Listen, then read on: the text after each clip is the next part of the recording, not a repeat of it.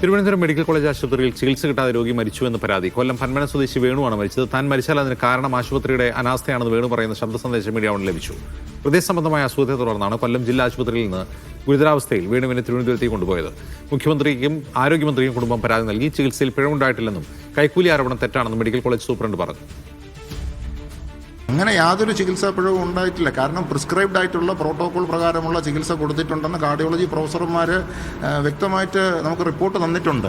അവർ prescribed ആയിട്ടുള്ള ചികിത്സ തന്നെയാണ് കൊടുത്തിരിക്കുന്നത്. തിരുവനന്തപുരം മെഡിക്കൽ കോളേജിലെ കാർഡിയോളജിയിലെ പ്രൊഫസർമാർ പറയുമ്പോൾ പിന്നെ നമ്മളത് റെഫ്യൂട്ട് ചെയ്യാൻ നെഗേറ്റ് ചെയ്യേണ്ട ആവശ്യമില്ലെന്നാണ് എനിക്ക് തോന്നുന്നത്. ഇവിടെ വന്നുടനെ തന്നെ ചെസ്റ്റ് പെയിൻ ക്ലിനിക്കിലെ ഡോക്ടർമാർ കണ്ടിരിക്കുകയാണ്. കണ്ടിട്ടുണ്ട്.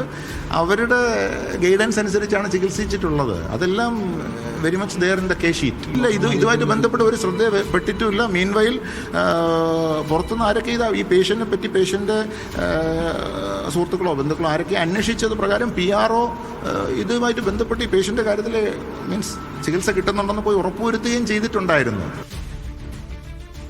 അങ്ങനെ യാതൊരു ചികിത്സാ പിഴവും. ഷിജോ കുര്യൻ വിവരവുമായി ചെയ്യുന്നു. ഷിജോ, ഈ ആശുപത്രി സൂപ്രണ്ടിന്റെ വിശദീകരണം എത്രമാത്രം വിശ്വാസ്യതയുള്ളതാണ്? അജിംസ്, കൊല്ലം സ്വദേശിയായിട്ടുള്ള 48 വയസ്സുകാരൻ വേണു തിരുവനന്തപുരം മെഡിക്കൽ കോളേജിൽ ചികിത്സ നിഷേധിച്ചതിനെ തുടർന്ന് മരിച്ചു എന്നുള്ള ആരോപണം കുടുംബം ഇന്ന് രാവിലെ മീഡിയ വണിലൂടെയാണ് ആരോപിച്ചത്. അതേ തുടർന്നുകൊണ്ടാണ് അല്പസമയം മുമ്പ് Thiruvananthapuram medical college superintendent doctor CG ജയചന്ദ്രന്റെ പ്രതികരണത്തിന് വേണ്ടി നമ്മൾ അവിടെ എത്തിയത്. അപ്പോൾ അദ്ദേഹം പറയുന്നത് ഒരു തരത്തിലുമുള്ള വീഴ്ച വേണുവിന് ചികിത്സ നൽകുന്നതുമായി ബന്ധപ്പെട്ടുകൊണ്ട് തിരുവനന്തപുരം മെഡിക്കൽ കോളേജിന് ഒരു തരത്തിലുമുള്ള വീഴ്ച ഉണ്ടായിട്ടില്ല എന്നാണ്.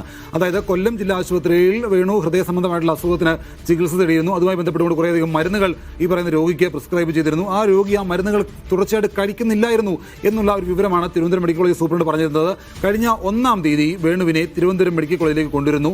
തിരുവനന്തപുരം മെഡിക്കൽ കോളേജിൽ കൊണ്ടുവന്ന ആ ദിവസം തന്നെ ചെസ്റ്റ് പെയിൻ ക്ലിനിക്കിലെ ഡോക്ടർ വേണുവിനെ പരിശോധിച്ചതാണ്. അപ്പോൾ ഗുരുതരമായിട്ടുള്ള ആരോഗ്യസ്ഥിതി അന്ന് വേണുവിനുണ്ടായിരുന്നില്ല എന്നുള്ളതാണ് ആശുപത്രിയുടെ വിശദീകരണം. അങ്ങനെ 1-ാം തീയതി ചെസ്റ്റ് പെയിൻ ക്ലിനിക്കിലെ ഡോക്ടർ പരിശോധിക്കുന്നു. മറ്റു ഗുരുതരമായിട്ടുള്ള ആരോഗ്യ പ്രശ്നങ്ങളില്ലാത്തതുകൊണ്ട് അതുമായി ബന്ധപ്പെട്ടുള്ള മരുന്നുകളാണ് കൊടുത്തുകൊണ്ടിരുന്നത്. 3-ാം തീയതി കാർഡിയോളജി വിഭാഗത്തിലെ ഡോക്ടർമാർ വേണുവിനെ പരിശോധിക്കുകയും കാർഡിയോളജി വിഭാഗത്തിലേക്ക് മാറ്റുകയും ചെയ്തു. അപ്പോൾ ഹൃദയ സംബന്ധമായിട്ടുള്ള അസുഖമായതുകൊണ്ട് തന്നെ ആൻജിയോഗ്രാം ചെയ്യണം എന്നുള്ള ഡോക്ടർമാരുടെ നിർദ്ദേശമുണ്ടായിരുന്നു. അപ്പോൾ അത് കുടുംബവും ആവശ്യപ്പെട്ടിരുന്നു. പക്ഷേ ആൻജിയോഗ്രാം ചെയ്യുന്നതിന് മുൻപ് തന്നെ മറ്റു പല മരുന്നുകൾ, ഇഞ്ചക്ഷനൊക്കെ കൊടുക്കേണ്ടതായിട്ടുണ്ട്. അപ്പോൾ ഇഞ്ചക്ഷൻ തുടർച്ചയായിട്ട് കാർഡിയോളജി വിഭാഗം വേണുവിന് ഇഞ്ചക്ഷൻ കൊടുത്തിരുന്നു. ഇഞ്ചക്ഷൻ കൊടുത്തു കഴിഞ്ഞാൽ ഉടൻ തന്നെ ആൻജിയോഗ്രാം ചെയ്യാൻ കഴിയുകയില്ല. അപ്പോൾ കുടുംബം പറയുന്ന പ്രകാരം ചികിത്സ നടക്കാൻ കഴിയില്ല. കൃത്യമായിട്ടുള്ള പ്രോട്ടോകോൾ ഉണ്ട്. ആ പ്രോട്ടോകോൾ പ്രകാരം കാർഡിയോളജി വിഭാഗത്തിലെ ഡോക്ടർമാർ കൃത്യമായിട്ട് വേണുവിന് ചികിത്സ കൊടുത്തിട്ടുണ്ട്. ഒരു തരത്തിലും ഒരു ചികിത്സ നിഷേധിക്കുന്ന സാഹചര്യം തിരുവനന്തപുരം മെഡിക്കൽ കോളേജിൽ ഉണ്ടായിട്ടില്ല എന്നുള്ള കാര്യമാണ് മെഡിക്കൽ കോളേജ് സൂപ്രണ്ട് പറയുന്നത്. ഇന്നലെ വേണുവിന്റെ മൃതശരീരം ആശുപത്രിയിൽ നിന്ന് ബന്ധുക്കൾക്ക് വിട്ടുകൊടുക്കുന്ന സമയം വരെ ഒരാൾ പോലും ചികിത്സയുമായി ബന്ധപ്പെട്ടുകൊണ്ട് ഒരു ആരോപണം പോലും ആശുപത്രി അധികൃതർക്ക് നേരെ ഉന്നയിച്ചിട്ടില്ല. എല്ലാ കാര്യങ്ങളിലും അവർ ഒപ്പമുണ്ടായിരുന്നു.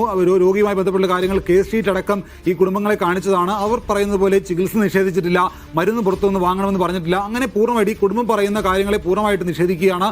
ഒരു തരത്തിലും ചികിത്സാ പിഴവ് ഉണ്ടായിട്ടില്ല, അല്ലെങ്കിൽ ചികിത്സ നിഷേധിക്കുന്ന സാഹചര്യം ഉണ്ടായിട്ടില്ല എന്നുള്ള കാര്യമാണ് Thiruvananthapuram medical college superintendent CG Jayachandran പറയുന്നത്. അതോടൊപ്പം മറ്റൊരു കാര്യം എന്ന് പറയുന്നത് അദ്ദേഹത്തിന്റെ ശബ്ദം